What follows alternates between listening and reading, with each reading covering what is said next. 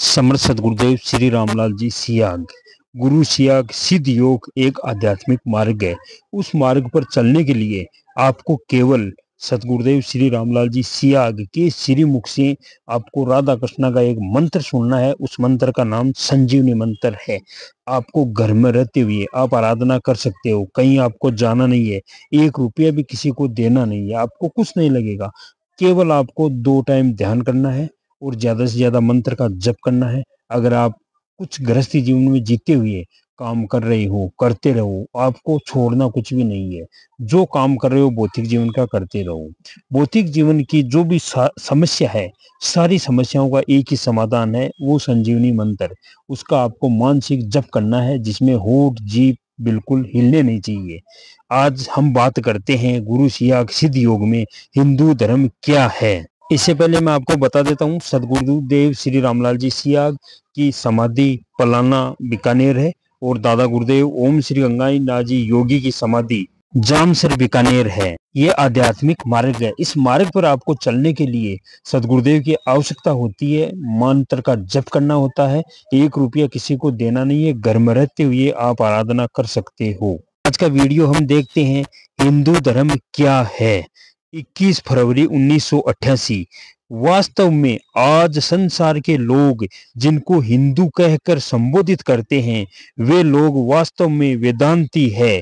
स्वामी विवेकानंद जी के अनुसार हिंदू कोई धर्म नहीं है, यह है सिंधु माथर का अपभ्रम है। वास्तव में वेदों को मानने वाले वेदांती लोगों को ही आज संसार में हिंदू कहकर संबोधित करते हैं।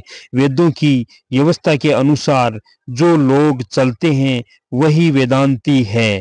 वेदांत धर्म की सनातन आदि धर्म है। वेदों की भाषा संस्कृत है।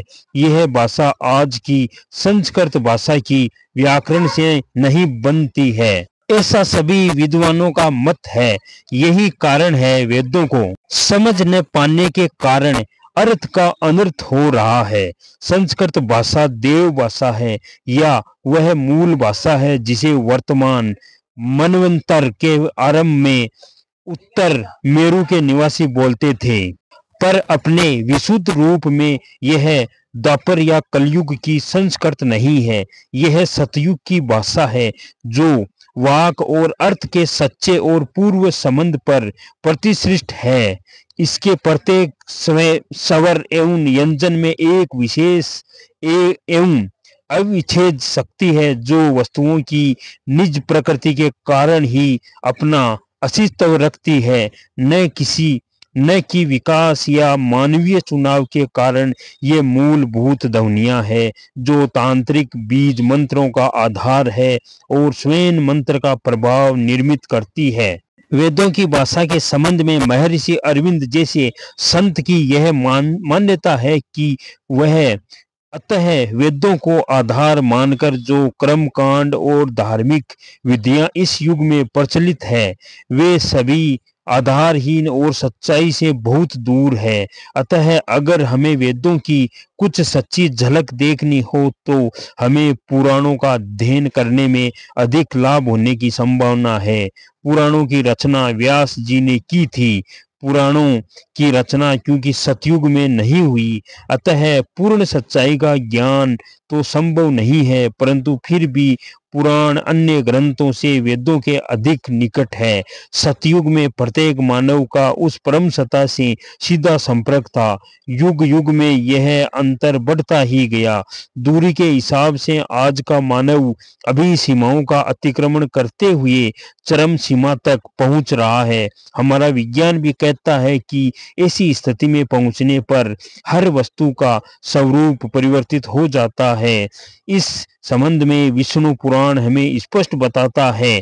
विष्णु पुराण हमें बताता है कि सतयुग में विष्णु यज्ञ के रूप में अवतरित होते हैं, त्रेता में विजेता और राजा तथा द्वापर में व्यास संकलनकार, संहिताकार और शास्त्रकार के रूप में। इसका अर्थ यह नहीं कि वे यज्ञ कर्म के रूप में अवतरित होते हैं। सतयुग मानव पूर्णता का युग है, जिसमें सामान्य यशपूर्ण व्यवस्था स्थापित होती है।